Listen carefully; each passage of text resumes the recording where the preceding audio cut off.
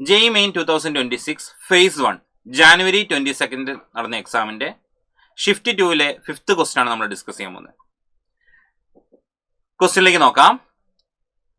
നമുക്കൊരു chemical reaction, ഇത് ഏത് ടോപ്പിക് എന്ന ചാപ്റ്റർ അമീൻസ്. അമീൻസ് എന്ന് പറഞ്ഞ ചാപ്റ്ററിൽ നിന്ന് അമീൻസിന്റെ വേരിയസ് റിയാക്ഷൻ എന്നുള്ള ടോപ്പിക് ആയിരുന്നു നമുക്ക് കിട്ടിയിരിക്കുന്നത്.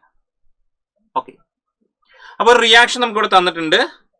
ഈ പറഞ്ഞ റിയാക്ഷനിൽ ഫൈനൽ പ്രൊഡക്റ്റ് ബി എന്താണെന്നാണ് നമ്മളോട് ചോദിച്ചിരിക്കുന്നത്. നമുക്ക് ആ റിയാക്ഷൻ ഒന്ന് എഴുതി നോക്കാം.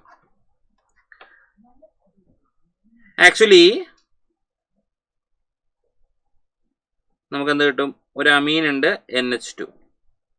ഇതിനെ ഞാൻ ആക്ച്വലി C6H5COCl വെച്ച് റിയാക്ട് ചെയ്തു in the presence of NaOH.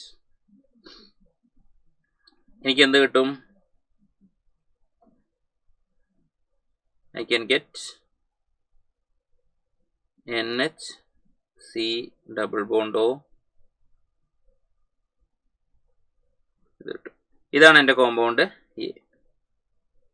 ഈ കോമ്പൗണ്ട് എനെ I am going to react with lithium aluminium hydride in water.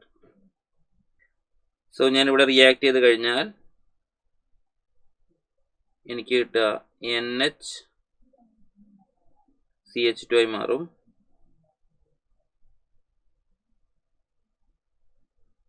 Benzene form ചെയ്യും.